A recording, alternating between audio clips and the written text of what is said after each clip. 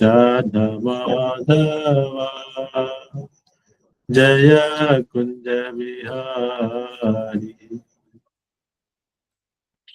जय गोपीजन वल्लभा जय गिरिवरधारी जय गोपीजन वल्लभा जय गिरिवरधारी यशोदानंदन व्रज जनरंजन यशोदानंदन व्रज जनरंजन यमुना तीरा वनचारी यमुना तीरा वनचारी जय राधा माधवा जय कुंज बिहारी जय गोपीजन वल्लभा जय गिरिवरधारी यशोदानंदन व्रज जनरंजन यमुना तीरा वनचारी हरे कृष्णा कृष्णा कृष्णा हरे हरे हरे राम राम राम हरे हरे हरे कृष्णा कृष्णा कृष्णा हरे हरे हरे राम राम राम हरे हरे हरे कृष्णा कृष्णा कृष्णा हरे हरे हरे राम राम राम हरे हरे जय राधा सरती राधा सरती श्री राधे कृष्ण बलराम जय कृष्ण बलराम जय गौर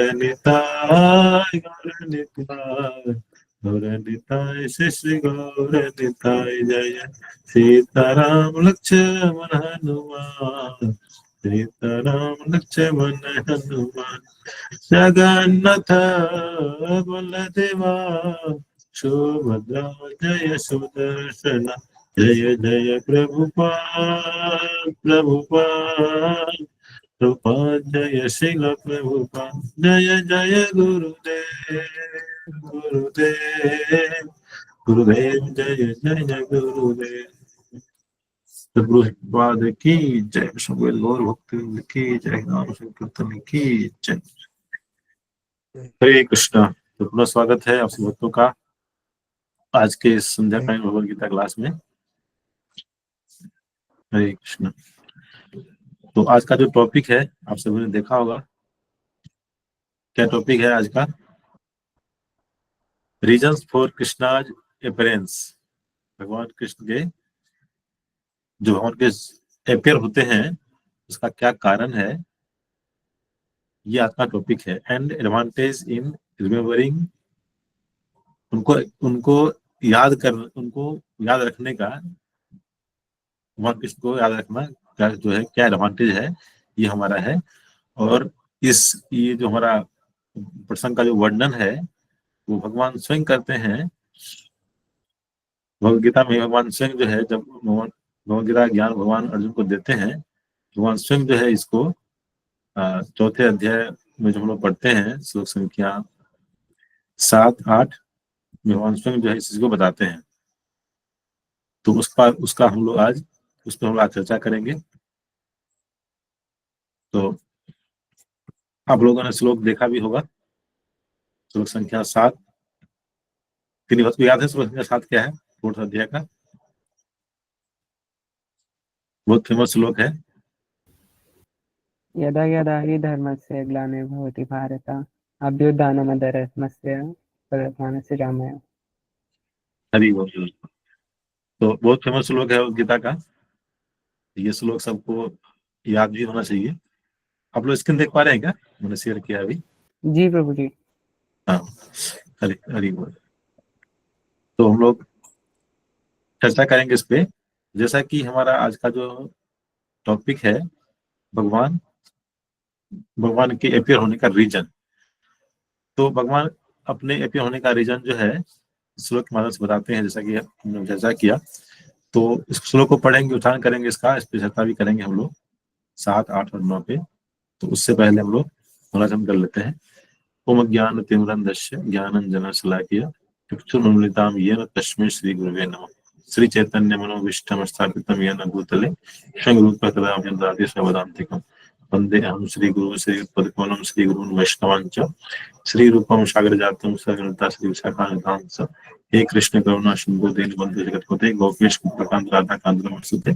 तप्त कांचन गौरांगी राधे वृंदावनेश्वरी विश्वभानुस्ते वन्मामि हरिप्रिय। वाञ्छाकल्पतरुभ्यश्च कृपासिन्धुभ्य एव च पतितानां पावनेभ्यो वैष्णवेभ्यो नमः। जय श्री कृष्ण चैतन्य प्रभु नित्यानंद श्री अद्वैत दादा शिवानंद गौर भक्तवृंद। हरे कृष्ण कृष्ण कृष्ण हरे हरे, हरे राम राम राम हरे हरे। नमो विष्णुपदाय कृष्णपृष्ठाय भूतले श्रीमते भक्तिवेदांत स्वामी इति नाम्ने नमस्ते सरस्वती गौरवाणी प्रसायिने फिर विशेष शून्यवादी पाश्चात्य देश तारिणे।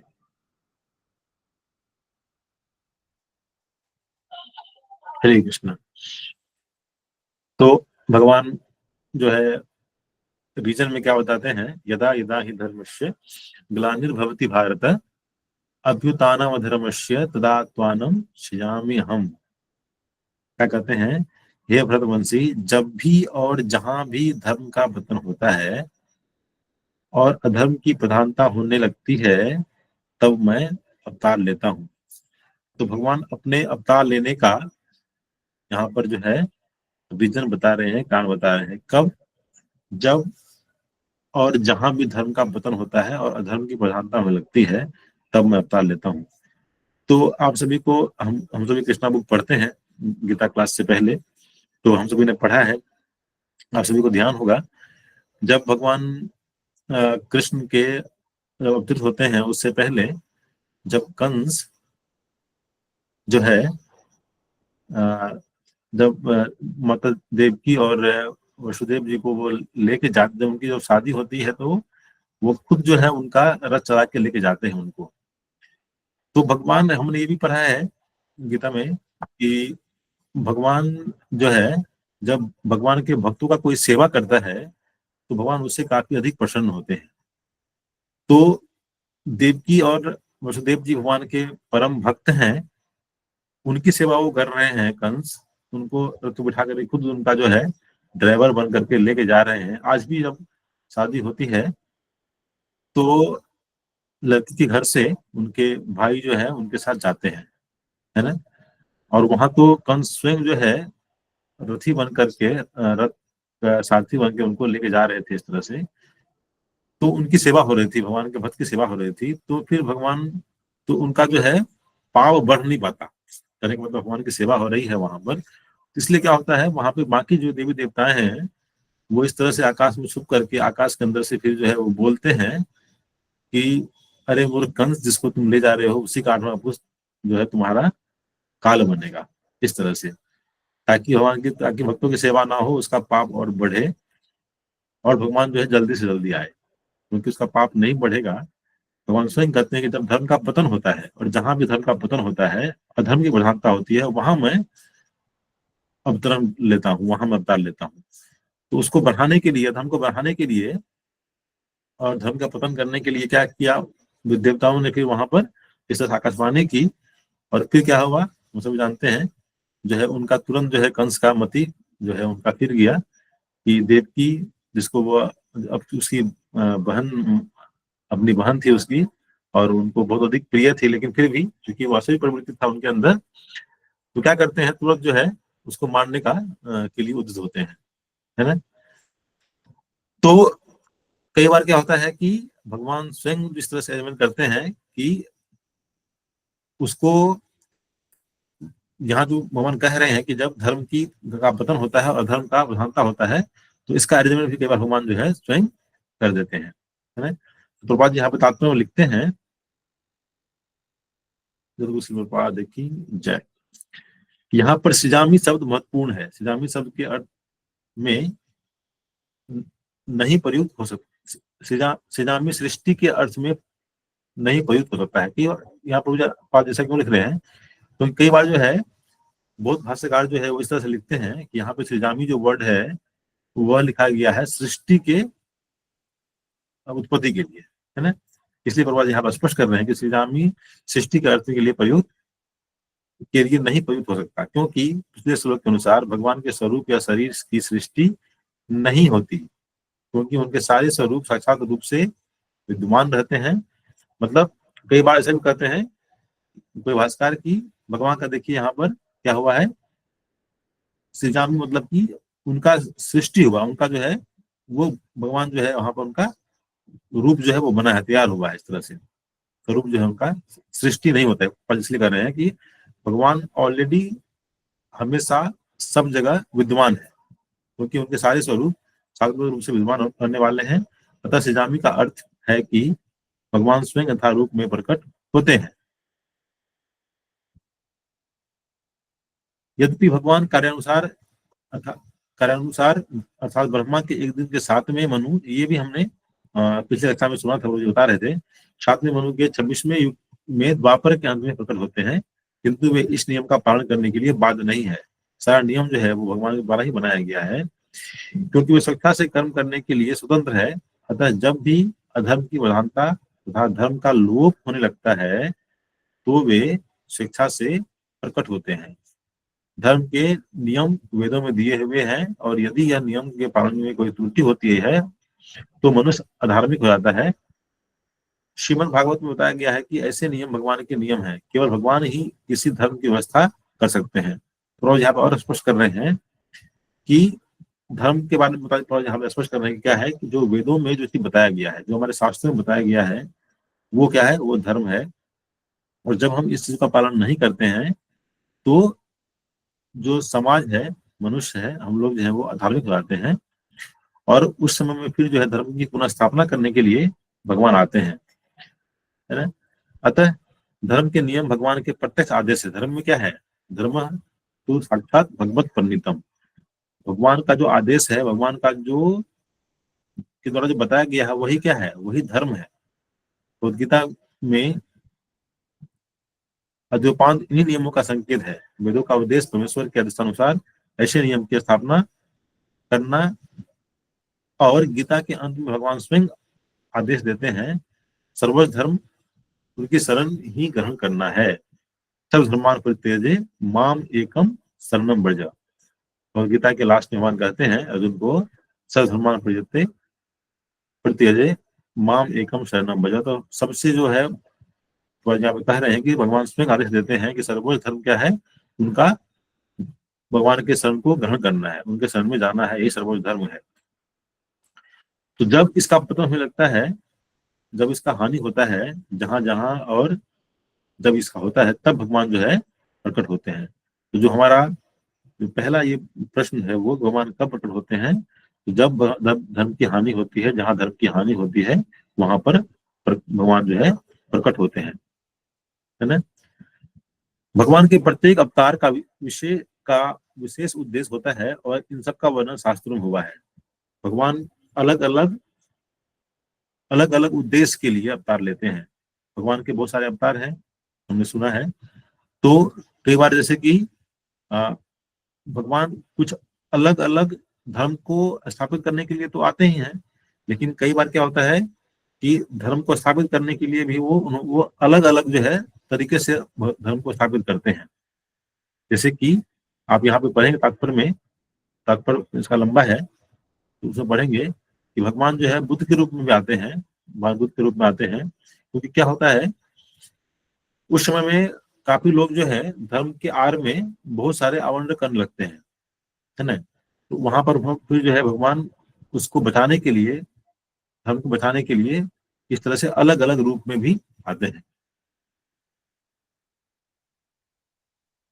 इसके बाद जो है अब जो है भगवान जब आते हैं तो आकर के क्या करते हैं, है ना। तो उसका जो उत्तर जो है हमें मिलता है श्लोक संख्या 8 में। है। यहाँ भगवान कह रहे हैं परित्रायनाय साधु नाम विनाशकाय च दुष्कृताम धर्म संस्थापनार्थ शंभमामि युगे युगे। ये दो श्लोक जो बहुत फेमस है, आप में से बहुत लोगों को याद भी होगा श्लोक, और ये श्लोक याद नहीं है तो याद करना भी चाहिए। कुछ कुछ श्लोक जो है भगवदगीता से हम लोगों को याद भी करना चाहिए। और क्योंकि भगवान ये जो श्लोक है, भगवान खुद जो है स्वयं बोले हैं, भगवान से अभिन्न है। भगवान की सारी चीजें, भगवान का नाम, भगवान का गुण, भगवान का रूप, भगवान का लीला, भगवान के कहे गए कोई भी वाक्य जो है भगवान से अभिन्न है।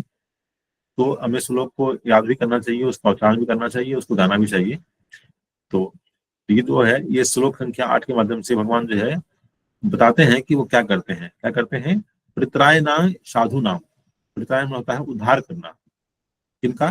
साधु नाम, साधु भक्तों का। जो साधु हैं, जो साधु पुरुष हैं, जो भक्त हैं, उनका। और क्या करते हैं? विनाशाय च दुष्कृताम। विनाश मतलब होता है संहार करना, डिस्ट्रॉय करना। किसको?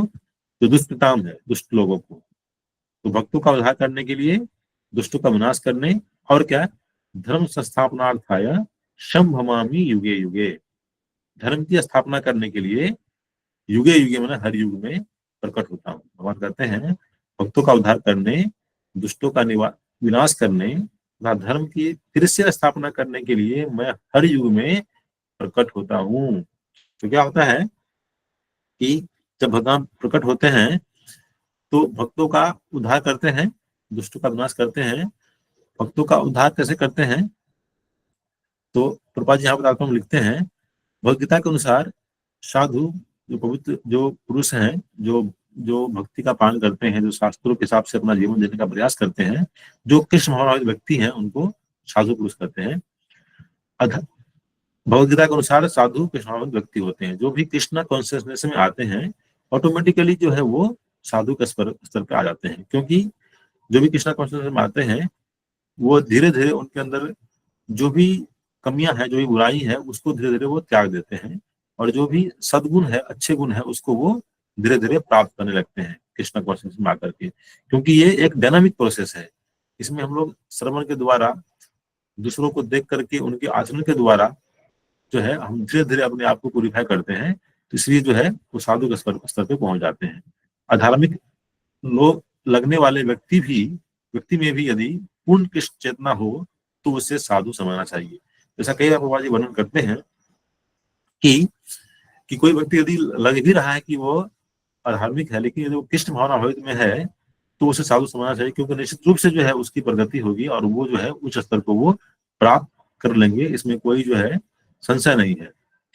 दुष्कृताम उन व्यक्तियों के लिए यथा आया है जो कृष्ण भावनामृत की परवाह नहीं करते।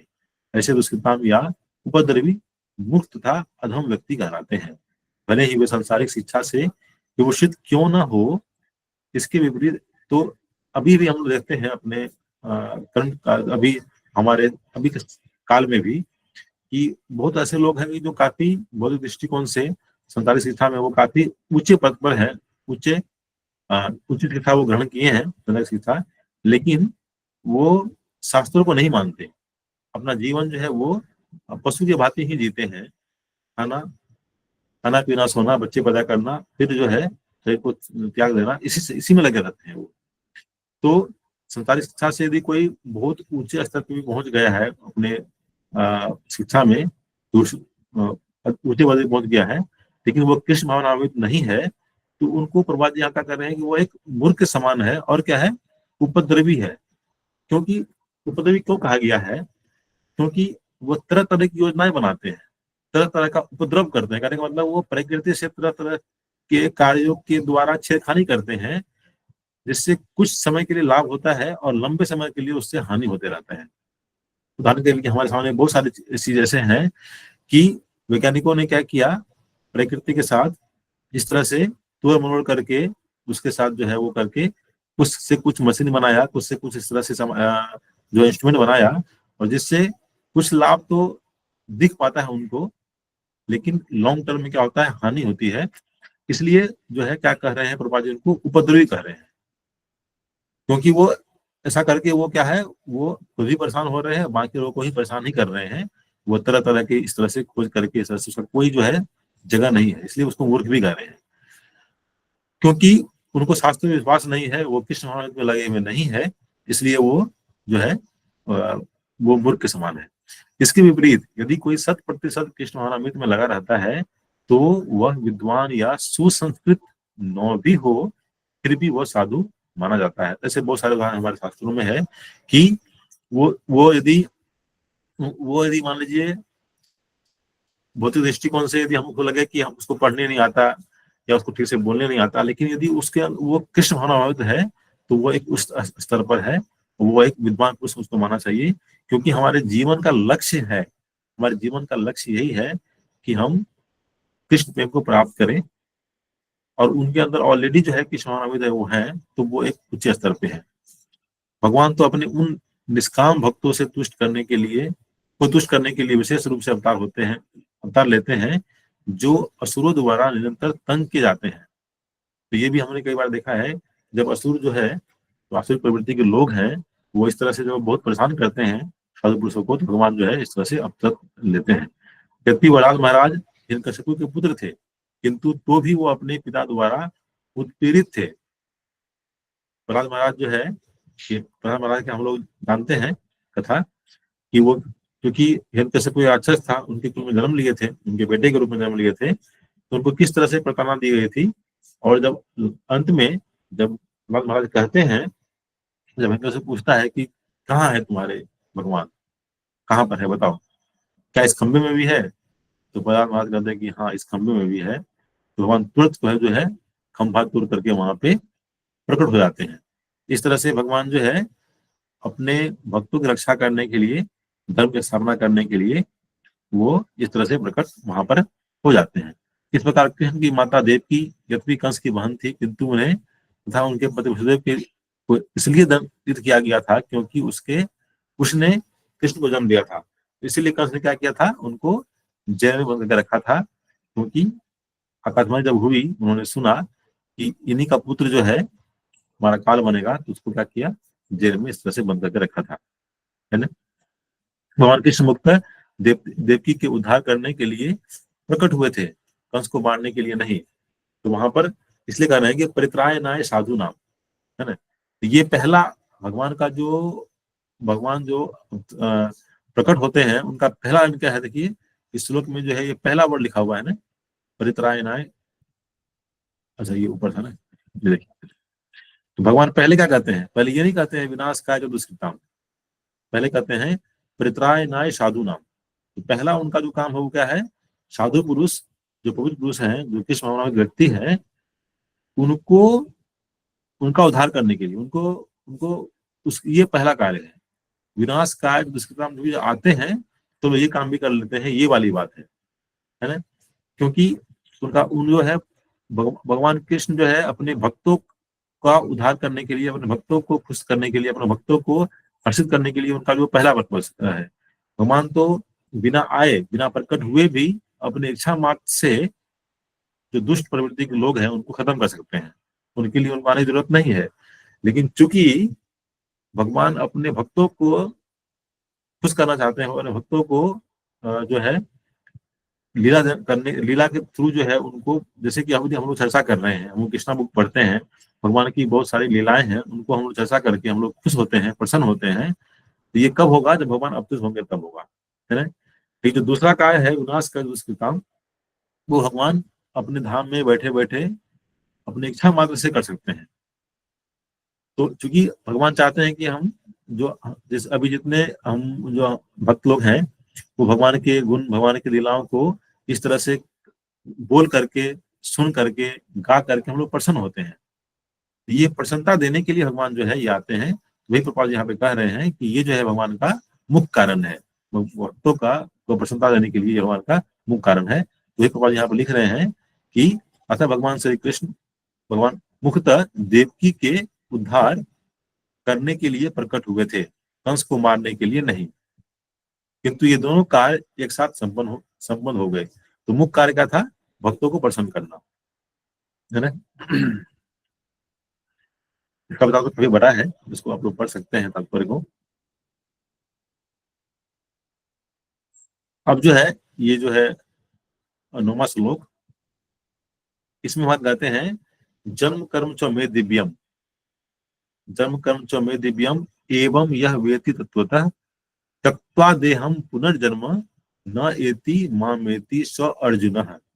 जो हमारा हमारा टॉपिक था, भगवान कृष्ण क्यों अवतरित होते हैं वो, और उनको जो है याद करके क्या जो है हमको लाभ मिलता है, क्या उसका एडवांटेज है, उसका उत्तर जो है इस श्लोक से मिलता है, श्लोक संख्या 9 से। क्या है वहां उत्तर देते हैं, जन्म कर्म च मे दिव्यम, जन्म कर्म च मे दिव्यम एवं यह वेति तत्वतः त्यक्ता देहम पुनर्जन्म न एति मामेति स अर्जुन। हे अर्जुन, जो मेरे आविर्भाव तथा कर्मों की दिव्य प्रकृति को जानता है, भगवान जो आविर्भाव भगवान का प्रकट होता है, भगवान कैसे प्रकट होते हैं और उनका दिव्य प्रकृति क्या है, जो इसको जानता है वह इस शरीर को छोड़ने पर इस भौतिक संसार में पुनः जन्म नहीं लेता, अपितु मेरे सनातन धाम को प्राप्त होता है। मतलब यदि भगवान के अवतरण, भगवान के जन्म और भगवान के कर्म जो कि दिव्य प्रकृति है, इसको यदि हम जानते हैं तो हमारा जो सबसे मुख्य जो उद्देश्य है इस जीवन का, हमें मानव जीवन क्यों मिला है, मानव जीवन मिला है कि हम जो है कई बार इस जीवन से, इस जन्म से पहले हम कई बार जो है अलग अलग योनियों में हम जन्म लिए, अलग अलग शरीर हम धारण किए, और हर बार जो है जन्म मृत्यु और जरा और व्याधि, है ना, हर बार जो हमारा जन्म हुआ, हम बड़े हुए, हम व्याधि हुआ, शरीर में रोग हुआ, हम बूढ़े हुए और हमारी मृत्यु हो गई। तो ये जो कष्ट है, जन्म मृत्यु जरा व्याधि कष्ट है, ये हमने कई बार हमने ये प्राप्त किया है। और यदि हम भगवान के जन्म और कर्म जो कि दिव्य है उसको याद रखेंगे तो हम इस कष्ट से बच पाएंगे। कैसे बच पाएंगे? क्योंकि हम भगवान के धाम को प्राप्त होंगे, वहां के जा पाएंगे। और भगवान का धाम कैसा है? वहां का धाम ऐसा है कि वहां पे जब एक बार हम पहुंच जाते हैं तो फिर वहां से पुनर्जन्म न विद्यते, वहां से हमारा फिर पुनः जो जन्म जो है वो नहीं होता है। हम इस बहुत बड़े, इस जो हमारा सबसे बड़ा जो कष्ट है, जन्म मृत्यु जरा व्याधि, उससे हम बच जाते हैं। कब? जब भगवान के दिव्य कर्म, दिव्य जो भगवान की प्रकृति है, भगवान का जो जन्म और कर्म जो दिव्य है उसको समझ करके, उसको याद करके। तो ये जो है सबसे बड़ा एडवांटेज है, सबसे बड़ा जो है ये लाभ है भगवान के बारे में उनको याद करके, उनको रिमेम्बर करके। प्रभुपाद जी इस किताब में लिखते हैं, 6ठे श्लोक में भगवान के दिव्य धाम से उसके अवतरण की व्याख्या हो चुकी है। जो मनुष्य भगवान के आविर्भाव में के सत्य को समझ लेता है वह इस भव बंधन से मुक्त हो जाता है, और इस शरीर को छोड़ते ही वह तुरंत भगवान के धाम लौट जाता है। भव बंधन से जीव की ऐसी मुक्ति सरल नहीं है। भव बंधन को पार करना जो है इतना आसान नहीं है, भव सागर को पार करना इतना आसान नहीं है, आसान नहीं है। लेकिन भगवान बता रहे हैं यहाँ पर स्वयं कि जो मुझे जान पाता है उसके लिए आसान हो जाता है, उसको फिर जो है पुनर्जन्म नहीं मिलता है। विशेषवादी तथा योगी जन पर्याप्त कष्ट तथा अनेक जन्मों के बाद ही मुक्ति प्राप्त कर पाते हैं। इतने पर भी उन्हें जो मुक्ति भगवान के निराकार ब्रह्म ज्योति में तदात्म प्राप्त करने के रूप में मिलती है वह आंशिक होती है, और इस भौतिक संसार में लौट आने का भय बना रहता है। ये किसके बारे में बात हो रही है? ये बात हो रही है जो निर्विशेषवादी है, जो भगवान के स्वरूप को नहीं मानते हैं, और जो योगी जन है, जो तपस्या आदि करके भी भगवान को प्रसन्न करना चाहते हैं, तो उनके बारे में बात हो रही है। वो लोग क्या होते हैं, मुक्ति करने के बाद वो ब्रह्म ज्योति को प्राप्त होते हैं, और फिर से वहां से गिरने की आशंका हो सकती है, फिर से वापस आने की आशंका हो सकती है।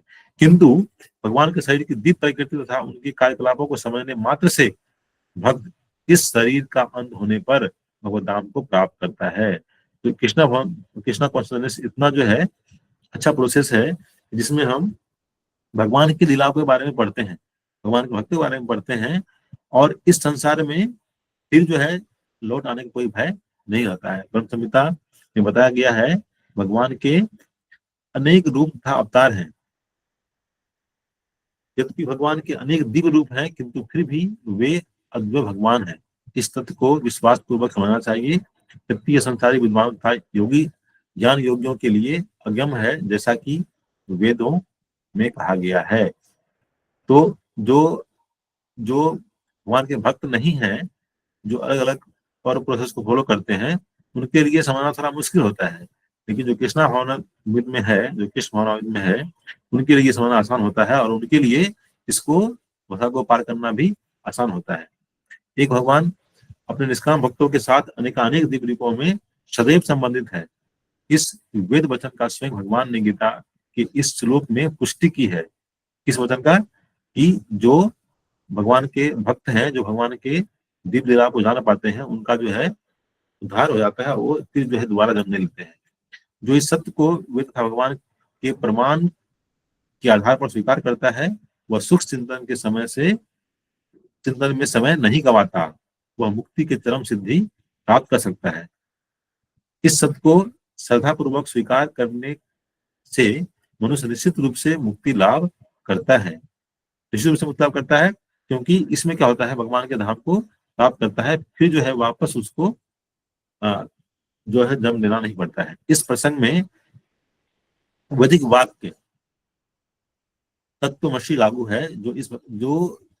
जो कोई भगवान कृष्ण को परम ब्रह्म करके जानता है या उनसे यह कहता है कि आप वही परम भगवान है, वह निश्चित रूप से अविलंब मुक्त हो जाता है। फलस्वरूप उसे भगवान की दिव्य संगति की प्राप्ति निश्चित हो जाती है। दूसरे शब्दों में, ऐसा श्रद्धालु भगवत भक्त सिद्धि प्राप्त करता है। इसकी पुष्टि निम्नलिखित वेद वचन से होती है।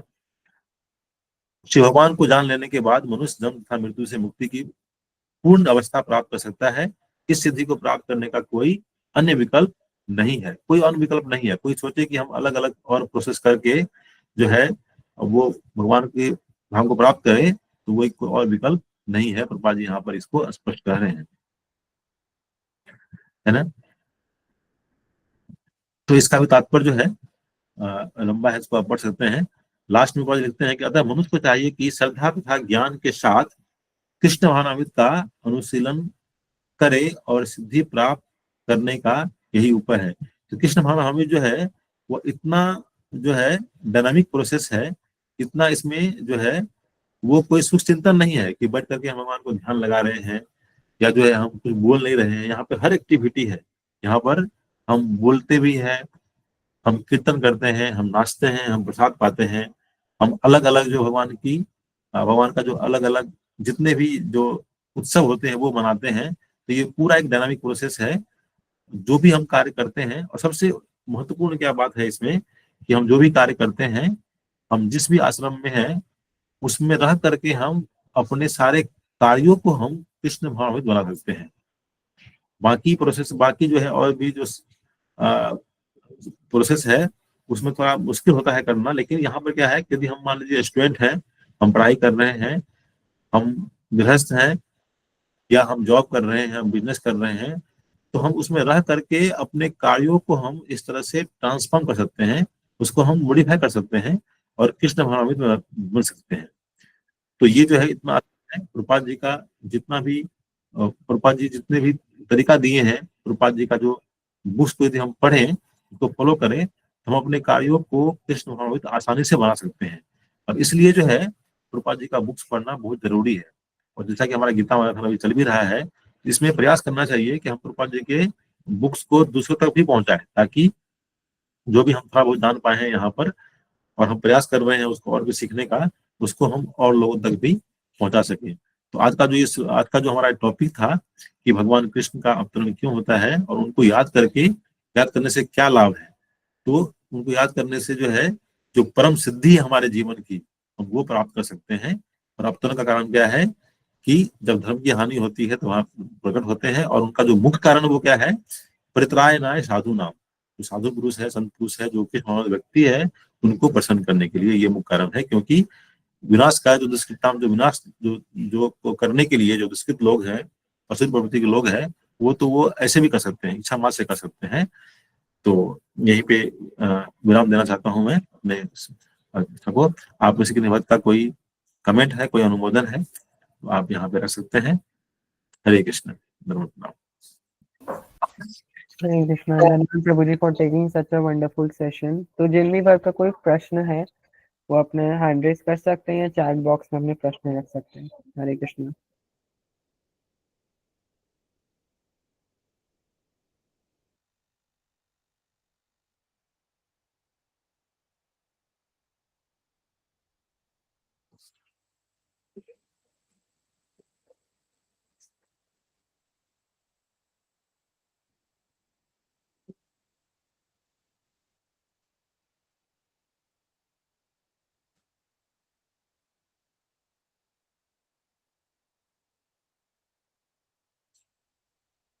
हरे कृष्णा। आई थिंक किन्हीं का कोई प्रश्न नहीं है।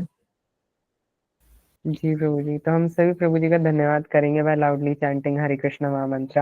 हरे कृष्ण कृष्ण कृष्ण कृष्ण हरे हरे, हरे राम राम राम हरे हरे। बहुत बहुत धन्यवाद प्रभु जी। हरे कृष्णा, धन्यवाद प्रणाम। हरे कृष्णा, धन्यवाद प्रणाम सभी भक्तों को। हरे कृष्ण। राम प्रभु जी। तो हम सभी भक्तों का बहुत बहुत धन्यवाद करते हैं कि वो आज के सेशन में आए, और हम यही चाहेंगे कि आप ऐसे ही आने वाले सेशंस में आते रहें। आज गीता जयंती मंथ चल रहा है, आप बुक डिस्ट्रीब्यूट करें, हो सके तो आप बुक्स को स्पॉन्सर करें, अपने प्रियजनों को दें। और अगर आपको भगवत गीता की रिक्वायरमेंट है तो आप अपने जो ग्रुप के एडमिन है उनसे कांटेक्ट कर सकते हैं, और फिर आपके स्पेसिफिक प्लेस पे आपको भगवत गीता प्रोवाइड हो जाएगी। हरे कृष्णा, धन्यवाद प्रणाम। जब गुरु शिल प्रभुपाद की जय, शिला गुरु महाराज की जय, निताय निताय गौर सीतानाथ प्रेमानंदी। हरि हरि बोल। हरे